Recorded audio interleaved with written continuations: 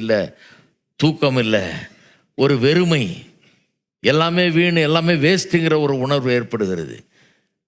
அப்போ கர்த்தர் வீட்டை கட்டாராகில் கர்த்தருடைய பிரயாச விருதா, வேஸ்ட்டுன்னு சொல்லும்போது இதெல்லாம் மனசில் வச்சு தான் சொல்கிறாரு.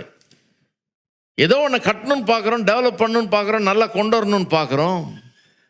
அதில் கர்த்தருடைய பங்கு மிகவும் பெரியது. பட்டணத்தை காக்கணும்னு பார்க்குறோம், ஆனால் அதில் கர்த்தருடைய பங்கு மிகவும் பெரியதுங்கிறது தான் சொல்ல வருகிறார். அதுதான் இப்படி சொல்கிறார் பாருங்க. ஸ்காட்லாந்து என்கிற நாட்டில் எடின்பர்க் என்கிற ஒரு பட்டணம் இருக்கிறது.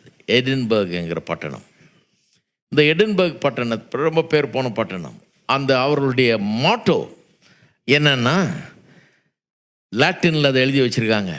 அந்த கிரஸ்டில் இருக்குது, அவங்களுடைய அந்த அந்த லோகோவில் இருக்குது. அவர்களுடைய ஸ்டேஷ்னரி எல்லாத்துலேயும், அவங்களுடைய லெட்டர் பேட் அந்த மாதிரி எல்லாத்துலேயும் இந்த லோகோ இருக்குதான். அந்த லோகோவில் என்ன போட்டிருக்கு? நிசி டோமினஸ் ஃப்ரஸ்டா. நிசி டோமினஸ் ஃப்ரஸ்டான்னு லாட்டின் மொழியில் எழுதப்பட்டிருக்கிறது. அந்த அர்த்தம் என்ன? Without the lord frustration. கடவுள் இல்லாமல் எல்லாம் வீண், கடவுள் இல்லாமல் எதுவும் வாய்க்காது. அது எங்கேருந்து வந்துதான் சொல்கிறாங்க? 127வது சங்கீதம் முதல் 2 வசனங்கள்லேருந்து வந்தது. கர்த்தர் வீட்டை கட்டாராகில் கர்த்தருடைய பிரயாச விருதா, பட்டணத்தை காவாராகில் காவலாளர் விழித்திருக்கிறது விருதான்னு இருக்குது பாருங்க. இதிலிருந்து வந்துதான். ஜான் நாக்ஸ் என்கிற பெரிய ஒரு புரோட்டஸ்டன்ட் போதகர், பிரபலமானவர், ரொம்ப பெரிய ஊழியத்தை செய்தவர்.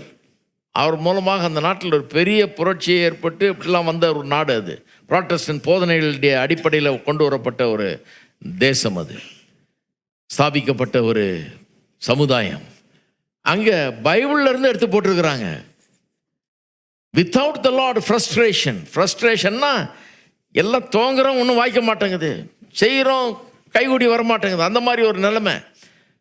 பட்டணத்தினுடைய ஒரு இதாகவே போட்டிருக்காங்க. அதை கர்த்தர் இல்லைன்னா ஒன்றுமே வாய்க்காது என்று போட்டிருக்கிறார்கள்.